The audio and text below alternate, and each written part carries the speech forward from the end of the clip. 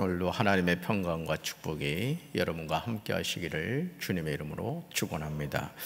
오늘 디모데전서 2장 1절부터 15절까지 말씀으로 진리를 알고 구원받자, 진리를 알고 구원받자, 이런 제목으로 말씀의 은혜를 나누고자 합니다. 신앙생활은 하나님을 알아가는 과정입니다. 그렇다면 누가 하나님을 많이 알 수 있겠습니까? 당연히 하나님과 깊은 영적인 교제를 나누는 사람입니다. 저는 바울의 삶을 통해서 바울이 얼마나 하나님을 깊이 알고 있는가를 알 수 있었습니다. 여러분, 우리가 수박 겉핥기식이라는 그런 말이 있죠. 수박 겉을 아무리 핥아도 수박 맛이 무슨 맛인지 알 수 없죠. 수박을 깨트리고 속살을 먹어야 수박 맛이 이런 것이구나 알 수 있습니다. 우리가 하나님에 대해서도 마찬가지입니다. 인격적인 하나님을 알기를 원해야 되고, 그 알기를 원하는 행동이 뭡니까? 기도하는 것이고, 성경을 읽는 것이고, 예배를 드리는 거죠. 그래서 여러분, 사람도 이렇게 수박 겉핥기식으로 아는 사람이 있고, 또 정말 그 내면을 알 정도로 깊이 교제를 해서 정말 뭐랄까요? 형제보다 더 친한 그런 친구들이 있는 것이나 마찬가지겠죠. 바울의 입술에는 항상 구주 하나님과 소망이신 그리스도 예수에 대한 고백이 있었습니다. 그렇습니다. 우리는 아버지 하나님의 마음을 알아야 할 줄로 믿습니다. 바로 그것이 영혼의 구원입니다. 첫째로 1절 보시면 같이 읽습니다. 그리스도인은 모든 사람을 위하여 간구와 기도와 도고와 감사를 해야 합니다. 저와 여러분을 능하게 하신 하나님은 우리에게 주신 사명을 감당하기 위해서 기도의 자리로 나아가길 원하십니다. 여러분, 하나님의 일을 함에 있어서 제일 위험한 게 뭐냐? 기도하지 않고 하나님의 일을 하는 겁니다. 참 이것이 쉽지 않은 것일 수 있습니다. 여러분이 그렇잖아요. 예를 들어 강경제일교회 담임 목사가 담임 목사의 직임을 맡았는데 기도 생활을 게을리하고 하나님을 가까이 하는 일을 하지 않는다 그러면 어떻게 되겠습니까? 그 교회는 소망이 없는 거예요. 이런 중직자들도 마찬가지입니다. 중직자들도 교회 일을 함에 있어서 정말 깨어서 기도하고, 하나님께서 우리 박재진 담임 목사님을 통해서 어떤 사명을 감당하기 원하시는가? 그러면 어떻게 목사님을 도와서 이 교회를 세워갈 것인가? 그런 마음을 갖고 하나님께 기도하셔야 되는 거예요. 아멘. 그래서 하나님의 뜻을 물어야 되고, 하나님이 기뻐하시는 게 뭔가, 이걸 깨닫고 우리가 주님의 일을 감당해야 됩니다. 어제도 몇몇 분이 오셔서 교회 일을 이렇게 하는 걸 보면서 제가 참 많은 생각을 하게 되었어요. 하나님 얼마나 기뻐하실까, 그런 생각을 했습니다. 이런 맡은 자에게 구할 것은 충성인 줄로 믿습니다. 사명을 감당하기 위해서는 어디 자리로 가야 된다? 기도의 자리로 가야 된다. 그런데 바울은 1절에서 다양한 기도에 관하여 언급하고 있죠. 1절 같이 읽습니다. 그러므로 내가 첫째로 권하노니 모든 사람을 위하여 간구와 기도와 도고와 감사를 하되. 아멘. 바울은 다양한 종류의 기도에 대해서 말하고 있죠. 여기서 간구, 기도, 도고, 감사, 이건 다 기도의 한 모습을 말하는 거예요. 바울이 첫째로 권하는 기도의 대상은 모든 사람을 위한 것임을 주목해야 됩니다. 2절을 보시면 이에 대해서 말하고 있죠. 2절 같이 읽습니다. 임금들과 높은 주에 있는 모든 사람을 위하여 하라. 이는 우리가 모든 경건과 단정으로 고요하고 평안한 생활을 하려 함이라. 아멘. 바울은 디모데에게 왕들과 높은 주에 있는 모든 사람을 위하여 기도하라고 권면하고 있습니다. 여러분, 문재인 대통령이 대한민국을 이끌어갑니까? 국회의원들이 대한민국을 이끌어갑니까? 여러분, 그렇지 않습니다. 여러분, 하나님의 자녀가 하나님의 말씀을 의지하여 기도할 때, 여러분, 다니엘을 통해서 하나님이 하나님의 일을 이루어 가시죠. 느헤미야를 통해서 하나님이 하나님의 일을 이루어 가시잖아요. 요셉을 통하여 하나님이 하나님의 일을 이루어 가시잖아요. 쉽게 말하면 바로든지 바벨론 왕이든지 페르시아 왕이든지 사실은 기도하는 사람을 통해서 하나님이 그 이방 왕들을 다스려 가시더라 이거예요. 오늘 조국 대한민국도 마찬가지입니다. 우리 강경제일기 성도들이 하나님을 향한 믿음을 가지고 기도할 때 하나님이 조국 대한민국을 바른 길로 이끌어 주실 줄로 믿습니다. 그래서 임금들과 높은 지위에 있는 모든 사람을 위하여 뭐하라? 기도해야 될 줄로 믿습니다. 왜냐하면 주님의 일을 하는 사람으로서 경건하고 품위 있게 조용하고 평화로운 생활을 하기 위함이죠. 바울은 우리가 이렇게 하는 것이 우리 구주 하나님께서 보시기에 좋은 일이며 기쁘게 받으실 만한 일이라고 분명하게 말합니다. 저는 우리 사랑하는 성도 여러분들이 간구와 기도와 도구와 감사를 통하여 믿음으로 승리하게 되길 주님의 이름으로 축원합니다. 기도의 자리로 나가는 사람을 통해서 다니엘이 하루 3번씩 예루살렘을 향하여 창문을 열고 기도했을 때 하나님이 말씀하시고 응답하신 것처럼 여러분의 기도의 창문을 여시고 하루에 3번씩 하나님과 영적 교제를 나누는 우리 성도들 되기를 주님의 이름으로 축원합니다. 두 번째 4절 보시면 같이 읽습니다. 하나님은 모든 사람이 구원을 받으며 진리를 아는 데 이르기를 원하십니다. 아멘. 하나님의 관심이 뭘까요? 여러분, 하나님을 기쁘시게 해드리고 싶죠? 네, 그렇습니다. 자식은 부모님이 기뻐하는 것을 보면은 좋죠. 이건 뭐 바꿔 말하면 마찬가지예요. 자식이 기뻐하면 부모도 기뻐합니다. 이게 상대적인 거죠. 하나님은 무엇을 가장 기뻐하실까?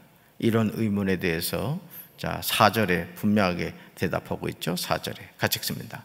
하나님은 모든 사람이 구원을 받으며 진리를 아는 데 이르기를 원하시느니라. 아멘. 그죠? 빨간 글씨만 연결하면 하나님은 원하시느니라. 뭘 원하신다고요? 모든 사람이 구원받고 진리를 아는 것. 이거 암송하셔야 될 말씀입니다. 사실 우리가 전도하는 이유는 이 말씀 때문입니다. 하나님은 어떤 극악한 죄인이라 할지라도 그가 죄를 하나님께 회개하고 돌이켜 구원받기를 원하십니다. 아멘이십니까? 자식이 아무리 속을 새겨도요, 부모의 마음속에는 그 자녀가 있는 거예요. 며칠 전에도 어떤 분하고 이야기를 하는데 이 자녀가 먼저 하나님 앞에 간 거예요.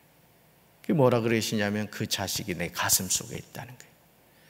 여러분 마찬가지예요. 그 마음을 누가 주셨을까요? 하나님이 주신 거예요. 여러분 하나님의 마음에 누가 있다?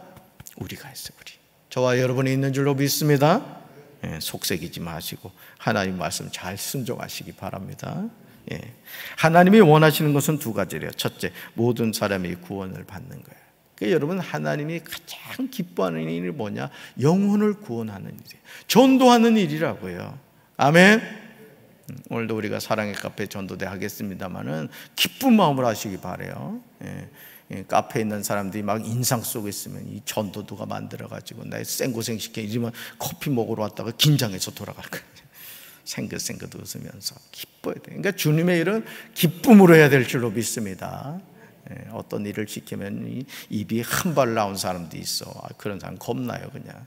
근데 어떤 분들은 이렇게 뭘 이렇게 시키면요 얼마나 열심히 하는지 그냥 보는 내가 다 기쁘더라고. 여러분 이양 하나님을 하는 거 기쁨으로 감당하시기 바랍니다.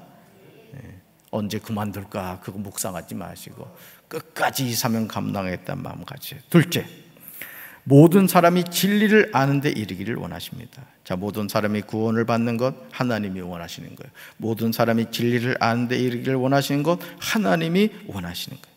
그러므로 우리는 이런 아버지 하나님의 마음을 알아야 할 줄로 믿습니다. 자, 그렇다면 하나님은 이런 구원 사역을 위하여 어떻게 하셨을까? 6절이 나오죠. 6절 같이 읽습니다. 그가 모든 사람을 위하여 자기를 대속물로 주셨으니 기약이 이르러 주신 증거니라. 아멘. 바울은 예수님이 모든 사람을 위하여 자기를 대속물로 주셨다고 언급합니다. 대속물이란 게 뭐죠? 죄값을 대신 지불하기 위한 제물이 되셨다, 그런 뜻이에요. 그렇다면 예수님은 어떤 분이실까? 아니 아버지 하나님 어떤 분이실까요? 바울은 5절에서 이 질문에 명확하게 대답하고 있습니다. 5절 같이 읽습니다. 하나님은 한 분이시요 또 하나님과 사람 사이의 중보자도 한 분이시니 곧 사람이신 그리스도 예수라. 아멘. 하나님은 몇 분이시다? 한 분이시다. 하나님과 사람 사이의 중보자도 몇 분이시다? 한 분이시다. 그런데 하나님과 사람 사이의 중보자이신 그리스도 예수는 뭐다? 예수시다. 그래서 예수님은 하나님이시면서 사람이신 거예요. 말씀이 육신이 되어 이 땅에 오신 하나님이세요. 근데 뭘 입으셨다? 육신을 입으셨다. 우리와 똑같은 육신을 입으시고 이 땅에서 33년간의 생애를 사셨던 분입니다. 바울은 7절에서 자신이 전하는 복음이 참말이요 거짓말이 아님을 강조하죠. 7절 같이 읽습니다. 이를 위하여 내가 전파하는 자와 사도로 세움을 입은 것은 참말이요 거짓말이 아니니 믿음과 진리 안에서 내가 이방인의 스승이 되었노라. 아멘. 그 구자영 목사님이 그런 거예요. 참말이요. 그 복음성가를 불렀습니다마는, 자, 바울은 자신이 전하고 있는 이 복음이 뭐다? 참말이요 거짓말이 아니다, 이렇게 말해요. 그러면서 바울은 지금 이를 위하여 이렇게 말하죠. 이를 위하여. 그렇다면 이를 위한다는 것은 무엇을 의미할까요? 바울이 전하는 복음의 핵심이 무엇입니까? 바울이 전하는 복음의 핵심이 6절에 나오는 내용이죠. 즉 그리스도 예수가 모든 사람을 위하여 자기를 대속물로 주셨다는 거죠. 그러니까 여러분, 제가 성철스님 얘기를 여러 번 했습니다마는, 하나님이 이 세상에서 죄인을 구원하기 위해서 선교사로 보내신 분은 오직 누구밖에 없다? 예수밖에 없다. 예수밖에. 자, 이야기 쉽게 말씀드리죠. 제가 여러분 현관에 비밀키가 있을 거 아니에요? 그러면 정말 단순한 4가지 숫자의 배열이지만 그 정확한 숫자를 누르지 않는 이상 거기서 100일 기도해도 문이 열리지 않아요. 그러니까 여러분, 이 세상에서 죄인을 구원할 수 있는 이름, 죄인을 구원하신 분은 누구밖에 없다? 예수밖에 없다는 거예요. 예수밖에. 이만희도 안상홍이도 장길자도 정명석이도 문선명이도 뭐 그 어떤 이단도 우리의 구원자가 될 수 없다는 거죠. 아멘. 아무리 신령한 목사도, 아무리 신령한 은사와 능력을 가진 사람이라 할지라도 하나님이 죄인인 우리를 위하여 대속물로 주신 분은 누구밖에 없다? 예수밖에 없다. 이 일을 감당하도록 하나님은 바울을 전파자와 사도로 세우신 것이죠. 그러니까 여러분, 복음을 전한다는 것은 뭐예요? 구원자인 예수를 전하는 거예요. 예수를. 아멘이십니까? 바울은 이것이 참말이요 거짓말이 아니라고 합니다. 참말이요. 아멘. 답사 예수님만이 구원자이십니다. 아멘. 즉 자신의 믿음과 진리 안에서 이방인의 스승이 되었다는 거죠. 자, 세 번째 8절입니다. 같이 읽어요. 성도들이 분노와 다툼이 없이 거룩한 손을 들어 기도하기를 원해야만 합니다. 바울은 8절에서 남자들이, 자 따라오세요. 8절에서 남자들이, 자 9절로 가볼까요? 뭐라 나와요? 여자들도. 11절은요? 11절 여자는. 12절은요? 여자가. 15절에서 여자들이 라고 언급하면서 남자와 여자들에 대해서 이야기하고 있습니다. 먼저 8절 보시면 다음과 같죠? 8절 같이 읽습니다. 그러므로 각처에서 남자들이 분노와 다툼이 없이 거룩한 손을 들어 기도하기를 원하노라. 아멘. 자, 여기 각처라는 것은 뭘 말할까요? 교회를 말하는 게 교회. 하나님의 백성들이 모인 교회. 사실 이 당시에는 가정교회라고 보는 것이 더 정확할 겁니다. 요즘과 같이 이렇게 뭐 건물을 잘 지어서 그런 개념이라기보다는 좀 가정교회, 그것이 나중에 이제 아주 멋진 교회가 됐습니다만은, 사실은 이 건물적인 교회 개념이 들어서면서 우리 신앙이 이게 희석돼 버린 거예요. 사실은 건물을 우상시하고 내가 바로 교회인데, 그렇죠? 저와 여러분이 교회잖아요. 우리 안에 성령님이 계시기 때문에 우리가 교회인데, 이 외형적인 어떤 건물적인 개념의 교회로 자꾸 우리 관심이 쏠리면서 내 자신이 교회로서 거룩한 삶을 살아야 된다는 걸 자꾸 잊어버리게 된 거예요. 그러니까 마치 책임 회피하듯이 그렇게 된 것이죠. 자, 사랑하는 강경제일교회 모든 성도가 거룩한 손을 들어 기도하기를 주님의 이름으로 축원합니다. 이제 거룩한 손을 들고 기도해야 돼요. 그래서 돌아가셨습니다마는 그 금남교회에 그 김홍도 그 감독님이셨죠. 감독회장을 하셨죠. 제가 준혜원 영성 수련회를 구로수양관에서 했었거든요. 그 각전태 그 감독님 그 교회에서 운영하는 거기서 이제 준혜원 영성 수련회를 했는데 그분이 강사로 오신 거예요. 강사로 오셔가지고 정말 말씀의 은혜가 있으시더라고요. 말씀의 은혜가 있고 이제 끝나고 이제 기도인들 하시는 거예요. 그 엄청난 교회 목사님이. 그러면서 주례원들한테 다 무릎 꿇으라 그랬다. 다 무릎 꿇으라. 그 다 손을 들어요. 손을. 그러면서 자기는 기도할 때 꼭 손을 들고 기도한다는 거예요. 그러면서 그 왜 손을 들고 기도해야 되냐를 쭉 이야기해요. 여기도 나오잖아요, 그죠? 거룩한 손을 들고 기도하라고 나왔잖아요. 그 손을 다 들라고 하더라고요. 야, 그리고 이제 기도 인도를 하시더라고요. 그럼 보통 여러분 강사들은 주여, 주여, 주여 해놓고 빠이빠이 하고 가거든요. 보통 뭐 길어봐야 5분, 뭐 2분, 3분도 안 하죠.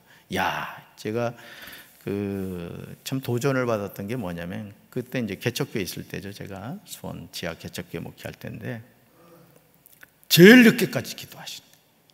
그래, 야, 그냥 되는 게 아니구나. 그러면서 두 손을 들고 진짜요. 제가 저도 그냥 눈 뜨고 보면서 야, 막 감동하면서 저도 막 버텼죠, 그냥. 이제 그랬던 기억이 나는데 여러분 우리가 기도할 때 거룩한 손을 들고 기도한다는 건 뭐죠? 항복입니다. 하나님만을 의지하겠다는 그런 고백이거든요. 바울은 각처에서 남자들이 조심해야 할 부분에 대해서 이렇게 말해요. 분노와 다툼이 없이라고 구체적으로 이야기하고 있습니다. 여러분 이 분노하고 다툼이 있어서는 안 됩니다. 이 교회 안에서나 가정 안에서나 마찬가지예요. 어떤 경우에도 분노와 다툼은요 마귀에게 지배받습니다. 그러니까 여러분 모세가 그 무리바 물가에서 그 혈기 부리다가 결국은 가나안 땅 못 들어간 거거든요. 우리가 교회 안에서 마찬가지입니다. 끊임없이 자신을 내려놓고 죽여야 돼요. 다시 말해서 바울은 지금 남자들이 화를 내거나 말다툼을 하는 일이 없이 모든 곳에서 거룩한 손을 들어 기도하기를 바라고 있습니다. 그 수영록교회 제가 말씀드렸습니다만 부산 수영록교회 같은 경우는 장로님들이 주일마다 오후 2시에 모여 기도회를 한다는 거예요. 우리 교회도 그렇게 되길 바랍니다. 그래서 여러분들 권사님들도 마찬가지예요. 권사님들도 기도하는 자리에 나와서 항상 기도를 하고 성령에 붙잡혀야지. 여러분 성령에 붙잡히지 않으면 유괴 사람 되거든요. 여러분들이 항상 뭐 담임 목사님 저도 마찬가지입니다만 깨어 기도하는 목사, 깨어 기도하는 성도, 깨어 기도하는 교회가 되길 주님의 이름으로 축원합니다. 우리 교회 학교에서도 가장 중요한 게 뭐냐? 아이들이 기도하도록 하는 거예요. 기도하도록. 그래서 성령의 불을 받도록 이끌어줘야 될 줄로 믿습니다.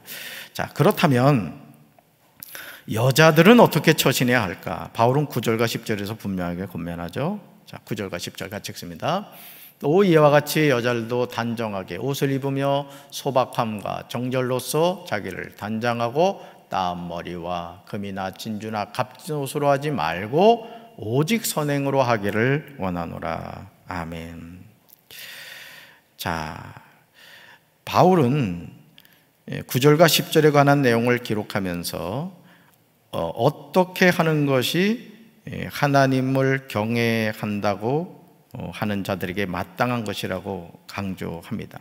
그러므로 여자 성도들은 지금 바울이 제시하는 삶의 태도와 행동에 대해서 주목해 보셔야 돼요. 자, 9절과 10절 보시면 첫째, 단정하게 입어야 돼요. 단정하게. 그러니까 여러분 내 옷 내가 입는데 뭔 상관이 있느냐? 그래서 이제 뭐 여름이 지났습니다마는 남이 보기에도 막 부끄러운 나의 이 우람한 가슴을 보여주리라.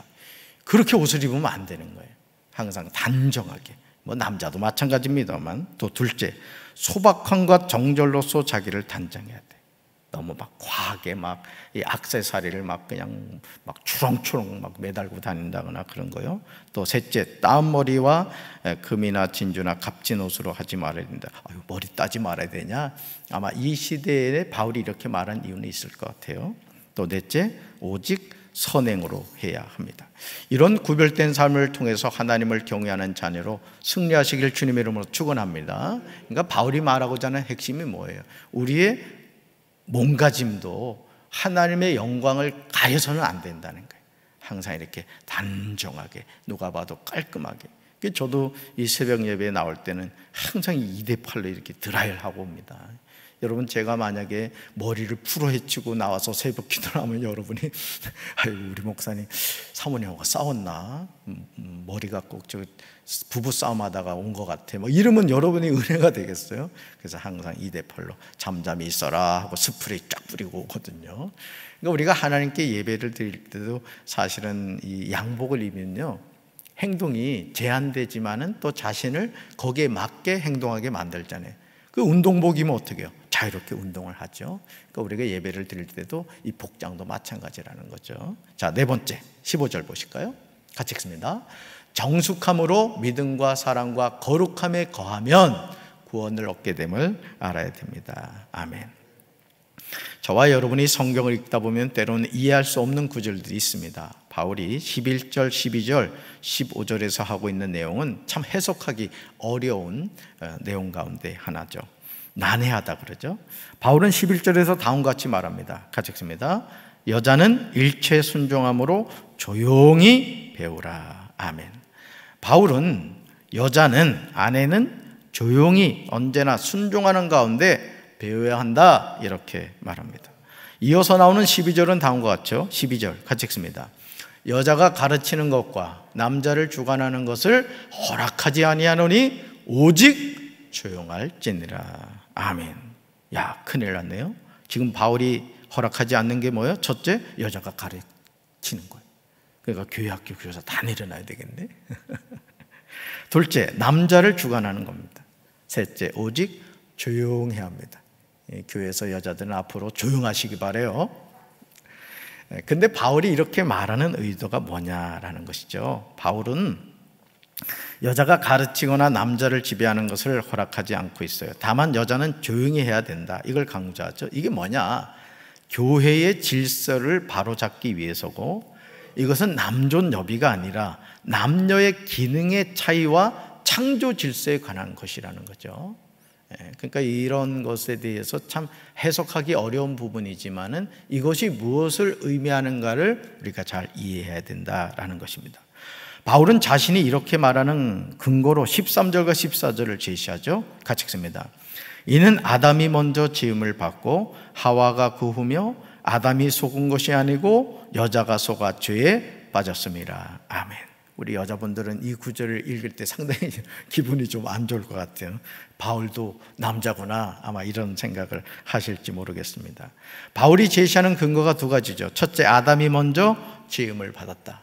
우리 남자분들 자부심을 가지시기 바랍니다. 남자가 먼저 지음 받았다는 거예요. 둘째, 아담이 속은 것이 아니다. 누가 속았어요? 하와가 속아버렸죠. 그렇다면 여자들은 구원의 길이 없을까? 바울은 15절에서 그 비결을 분명하게 제시하고 있습니다. 15절 같이 읽습니다. 그러나 여자들이 만일 정숙함으로써 믿음과 사랑과 거룩함에 거하면 그의 해산함으로 구원을 얻으리라. 아멘. 사실 이 15절은 해석하기 어려운 구절 가운데 하나입니다. 그러므로 동일한 구절을 쉬운 성경으로 보시면 이해하기 쉽죠? 같이 읽습니다. 그러나 만일 여자들이 자신을 절제하며 믿음과 사랑과 거룩한 가운데 계속 살아간다면 자녀를 낳고 기르는 가운데 구원함을 받을 것입니다. 아멘. 사랑하는 성도 여러분, 우리가 어떻게 구원을 받게 됩니까? 매일 실천해야 되는 게 뭐예요? 첫째, 자신을 절제해야 된다. 여러분, 우리는 아직 천성문에 들어가지 않았어요. 구원받은 하나님의 백성이 된 것은 분명하지만 아직 우리가 이 육신의 장막 안에서 갇혀 살아가죠. 그렇기 때문에 이 장막을 벗는 그 순간까지 우리가 어떻게 살아야 된다? 절제하며 살아야 돼요. 절제하며.